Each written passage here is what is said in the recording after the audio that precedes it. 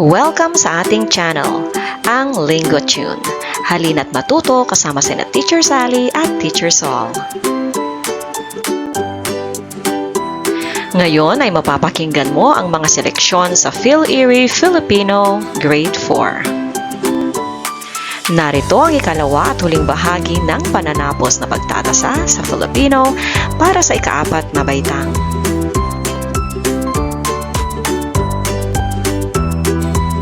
May napuntahan ka na bang fiesta? Ano ang mga nakita mo? Alamin sa kwento kung ano ang ginagawa tuwing Pahiyas Fiesta. Ang pamagat ng ating kwento ay Pahiyas Festival. Malapit na ang Pahiyas Festival. Isinasabuhay ito ng mga taga-Lucban, Quezon tuwing ika-15 ng Mayo. Lubos na pinagmamalaki natin ito, sabi ni Nanay Sepa. Inaalala dito ang patron ng magsasaka na si San Isidro Labrador, wika ni Mang Kanor.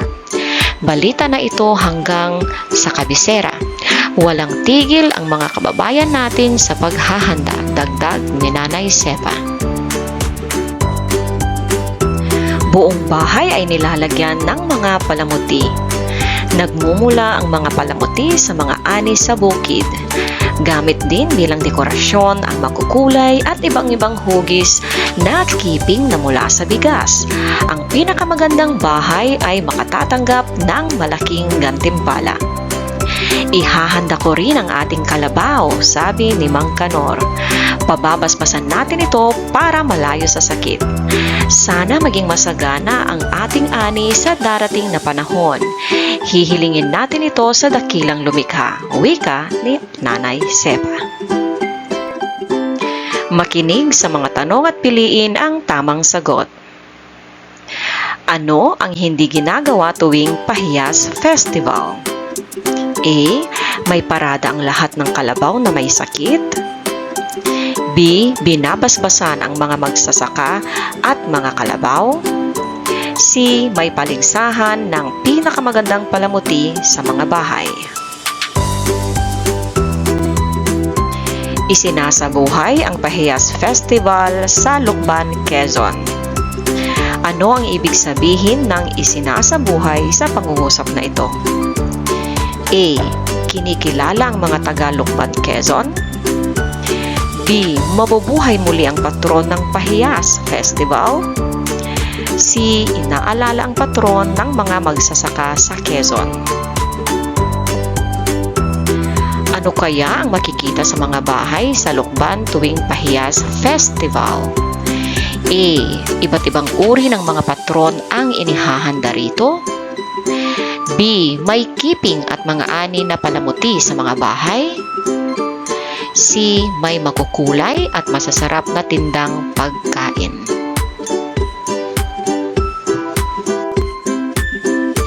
Ano kaya ang nararamdaman ng mga tao sa kwento? A. Nalilito sila. B. Nasasabik sila. C. Nagugulat sila.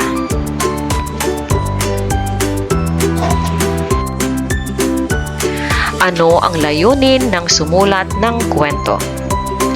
A. Nais nitong magbigay ng kaalaman.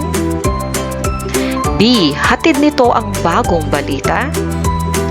C. Hangad nitong mang-aliw.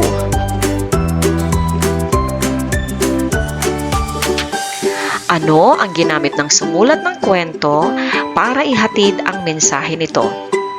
A. Gumamit ito ng maingat na paglalarawan. B. Isinasalaysay nito ang paulit-ulit na pangyayari. C. Sinusundan nito ang mahabang pinagmulan ng pahiyas.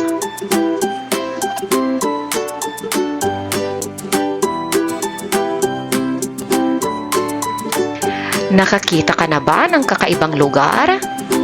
Saan ito? Alamin kung ano ang kakaibang lugar na pinuntahan ng tauhan sa kwento. Ang pamagat ng ating kwento ay Ang Kakaibang Mundo. Nakasisilaw na liwanag ang hindi inaasahang bumulaga sa akin. Tumambad sa harap ko ang isang lugar na di ko pa nararating. Hindi mabilang ang malalaki at maliliit na mga robot na kumikilos tulad ng mga tao. May makukulay na mga sasakyang panghimpapawid na animo saranggolang nakasabit sa langit. Marami ang mga sasakyang hindi ko malaman kung kotse o jeep. Iginala ko pa ang aking paningin. Malinis ang paligid, abalang mga tao. Matiwasay at masayang namumuhay ang komunidad. Napadako ako sa malawak na hardin. May kakaibang hugis at laki ang mga gulay at prutas. Makikita rin ang iba't ibang uri ng hayop, matataba at malulusog, malalaki at maliit. Tunay na kakaibang mundong ito. Ano naman kayang makikita sa gawiroon? Anak, gising na, bangon na, marahang tapik ni ina. Makinig sa mga tanong at piliin ang tamang sagot.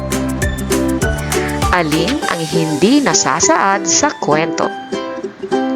A. May kakaibang halaman sa hardin. B. Maraming saranggola ang lumilipad sa langit. C. Iba't iba ang laki ng mga robot sa lugar na iyon. Tumambad sa harap ko ang isang lugar na di ko pa nararating. Ang ibig sabihin ng tumambad ay A. Dumaan, B. Lumantad, C. Nang aakit. Sa iyong palagay, paano napunta sa kakaibang mundo ang nagkukwento? A. Nag-iisip siya ng ganitong mundo? B. Dulot ito ng kanyang imahinasyon? C. Nakatulog siya ng mahimbing at nanaginip?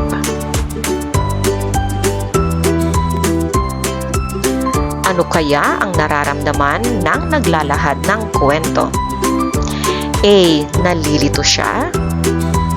B. Nagtataka siya. C. Natataranta siya. Ano ang layunin ng sumulat ng kwento? A. Hangad nitong mang-aliw.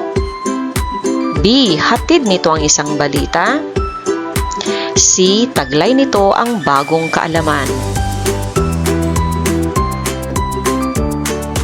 Ano ang ginamit ng sumulat ng kwento para ihatid ang mensahe nito?